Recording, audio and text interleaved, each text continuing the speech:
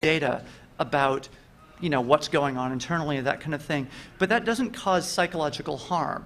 You cannot hurt a corporation's feelings. The legal system is also really good at taking care of corporations. The kinds of privacy that corporations care about have specific legal protections. This is why we have trade secret laws. This is why we have copyright laws. This is why we have patent and trademark laws. These are all weapons that they can use to stop information from going public, or modulate how disclosure happens and how information is used. That same lobby, they spend a lot of money trying to make sure that those laws are protected. Personal privacy doesn't have that lobby. It doesn't have that money getting spent for it.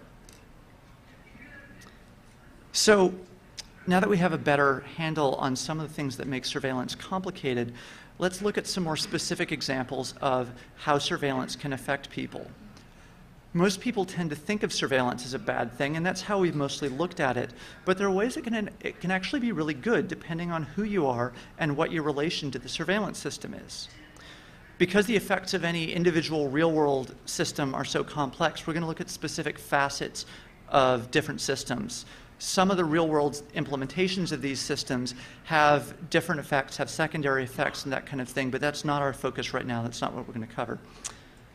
There are a number of different kinds of surveillance systems that purport to be lifesavers of one kind or another, and many of them really actually are. A great example of this is medical monitoring systems that medical tech companies are building and that are being implanted right now, especially things like pacemakers. Just getting full-time EKG data, even if it's batch offloaded, can be really, really useful in treating medical conditions.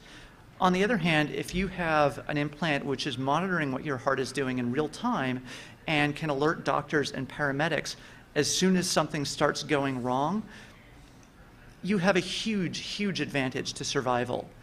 Another example along similar lines are fall detection systems that are used for elderly people or for solitary industrial workers. If you're out in the factory floor, you're working alone, you're working swing shift, something like that, you fall into something, nobody sees you because the factory is half empty, the system tells someone who can then come and make sure you're okay. Another example are the remote diagnosis and reconfiguration systems that are being put into luxury automobiles. If the car gets into an accident, a lot of the times these systems can call the police and call paramedics, even in the event that everyone in the car is unconscious. And you run into a tree on a dark road at night, and the police show up anyway. So manufacturers are packaging these systems into luxury automobiles. They're marketing them to large enterprises, or they'll require very good insurance or private medical care in countries which have public insurance to get them. These are luxury surveillance. One of the largest categories of modern surveillance is surveillance that's done for marketing purposes. It's an interesting area. Is this good for the person that's being marketed to? To some extent, corporations do market profiling so they can manipulate subjects into spending money on things that maybe they don't really want to spend money on, regardless of what their private desires or their prior desires are. But there's also an element, however, of showing the subject the things that they're most likely to want. To some degree, you can actually see this as kind of a service, ensuring that people are aware of things that meet their desires. Because that advertising is also trying to manipulate and create that desire, this is a much more kind of muddy category. But really, that communication is not a one-way street. This becomes much more obvious when you look at market profiling that was done in more and more high-end products. As you go further up the scale in something like ridiculously expensive cars, or even more so, ridiculously expensive private airplanes, there's a very small pool of buyers for these things. And a lot of the time it becomes much more of a conversation where a company like Boeing is saying, or Cessna even more so, is saying to the people, hey, what do you want in your next jet? And getting this kind of direct feedback. And there's this blurry area where surveillance becomes a conversation, becomes a more of a two-way street. Even once data has been captured by a system, it's not necessarily treated the same for everyone. A lot of record systems literally have features explicitly designed to protect some people's privacy to a greater degree than others. We know this, among other reasons, because people are regularly fired for looking at people's data who they shouldn't be looking at. You know, they're looking at the medical records or the tax returns or sealed arrest records of the rich and famous. In the case of private organizations, this isn't a big deal, or as big of a deal. The rich are in a position to simply demand this kind of treatment and get it. But, you know, and for a lot of them, if they have somebody on staff who just goes around and hunts down information about them that they don't want to be public and have it sealed, that may be a perfectly reasonable investment for them. On the other hand, for state records, that's a much more problematic issue. The state should be blind to these kind of things. That's not an acceptable position for a state that takes a fundamental position of citizen equality.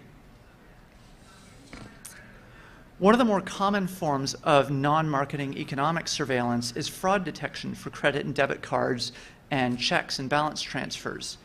This is another form of surveillance that's explicitly working in favor of the user because the user's interests are mostly aligned in this case with those of the bank.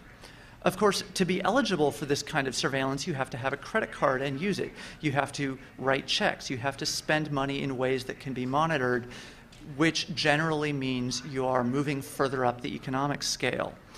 If you have the money, you can even pay extra money to be more closely watched. You know, you can have, oh, let's, you know, get this extra fraud alert for $50 a year, or whatever it is, or the identity theft protection system. So there are a few categories of surveillance that seem to help everyone fairly equally, like environmental surveillance, and especially stuff like air and water quality monitoring. However, even these kinds of systems aren't necessarily that equally distributed. Comprehensive environmental quality testing is really expensive. Different cities can afford it at different levels. Inside a city, different areas receive different amounts of attention. Some areas, well, let's see, we've got a whole bunch of high-rises here. Yeah, we can install one water quality monitoring system and protect a whole bunch of people. Well, let's look at property values in that area. There may be a correlation in some cases, in a lot of cases. This disparity gets even larger in cases where private citizens decide to supplement the public monitoring that happens. Home lead and asbestos testing, radon testing, that kind of thing. This happens like regularly, and even stuff like water and air quality, it happens occasionally. The same logic applies to traffic counting systems that are used to measure road repair and determine what needs funding. In theory, the transit agency should distribute these sensors fairly across an entire transit district, but the system is subject to social pressure. It's subject to areas where, oh, this area people have time to file a whole bunch of complaints when the new pothole shows up. And, so the traffic monitors go out better, go out more frequently. They have a better picture of the traffic. Because there's more data, there's more funding. It's not always the case that this kind of stuff is even implicitly aligned with population interest, though. There was a really interesting case in 2001 where the city of New York actually banned private air quality testing. This was in the aftermath of the 9/11 incident, and the debate was still raging over what the long-term problems were going to be of exposure to the dust from the collapsed buildings. So they banned air quality testing for a while because the liability cases were still out. Another category of embedded surveillance is the alarm, or really the entire gamut of personal protection systems. You can have your house and your car and your laptop and your mobile phone and your person all watched for a fee. How much good these services do you varies, among other things, by how much you want to pay for them. You can get a simple alarm system that'll call the police after your house has been broken into at one price. You can get a silent alarm with cameras at another price. You can get private armed response at a third price. You can get on-site armed guards at another price. Surveillance most strongly benefits the people who pay for it. In fact, you often get kind of a race to the bottom. The one house on a block that doesn't have a private armed response team gets robbed. Everybody else lives in a paramilitary camp. If you go to LA, there are entire stretches in West Hollywood, along Sunset Boulevard, along all of, along some of the very rich neighborhoods, where every single house has a cement wall, which is topped with broken glass, and has a sign at the bottom of the driveway that private goons with guns will show up if you break in. It's only a fairly small fraction of the surveillance in a modern city, but surveillance that's used to stop crime is kind of what we think about when we think of surveillance. You have CCTV cameras on rooftops or overlooking back alleys or places where people congregate, especially young people. You have the Ring of Steel that's being built around the City of London, the same thing that was built and is now being rebuilt around Lower Manhattan. You have airport security scanners. So the efficacy of cameras, especially cameras that aren't monitored live, in actually stopping crime is in severe doubt at best. There have been a bunch of studies, especially an internal study by the London police that was leaked, that have shown that cameras have little or frequently no effect whatsoever on stopping crime. In fact, the only crime that the City of London study showed that cameras actually prevented was public urination. That's it. That actually had an effect, nothing else. So police and municipalities are now turning this argument around and saying that, oh, well, we need to install smarter, better connected cameras that can be monitored live, a form of so-called soft or network infrastructure, and that'll theoretically allow the police to intervene in real time. Of course, this means hundreds and hundreds of millions of dollars of more expense per installation. I think the number for Lower Manhattan was $224 million. Assuming it comes in on time and on budget, it'll probably be 3 times that, and there's no evidence that this will be any more effective than cameras that aren't recorded live or that aren't viewed live are.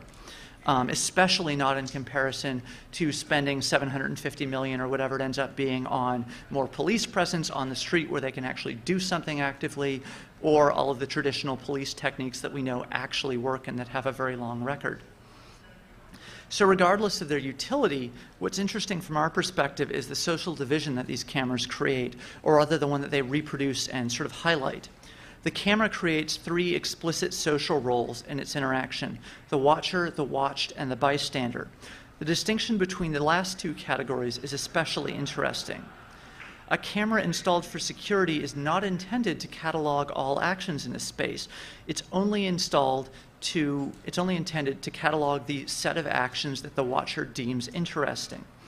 Cameras thus select out a subset of actions and a subset of the people that pass through their frame, the actual or just the stereotypical committers of those actions.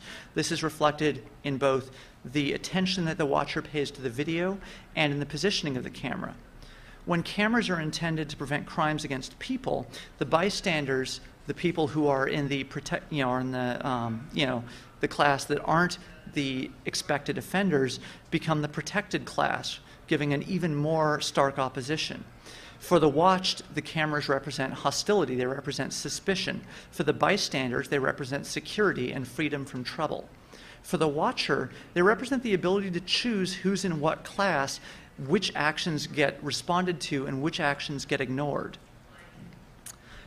This is especially relevant in the case where you have police-run cameras observing police actions. The police in the frame should belong to the protected class. They are one of the set of people who the cameras should be protecting. But by fraternity with their fellow police, if nothing else, sometimes even by policy, they're in the watching class. They're in the class that get to partially decide what actions are responded to.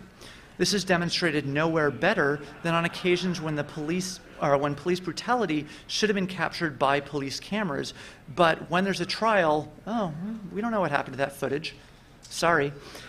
So another interesting thing we should note, without exception, the protected are likely to belong to a higher socioeconomic strata. Not only will the well-off be almost always perceived as less likely to be the offenders in any given situation, they will also spend more time in watched areas.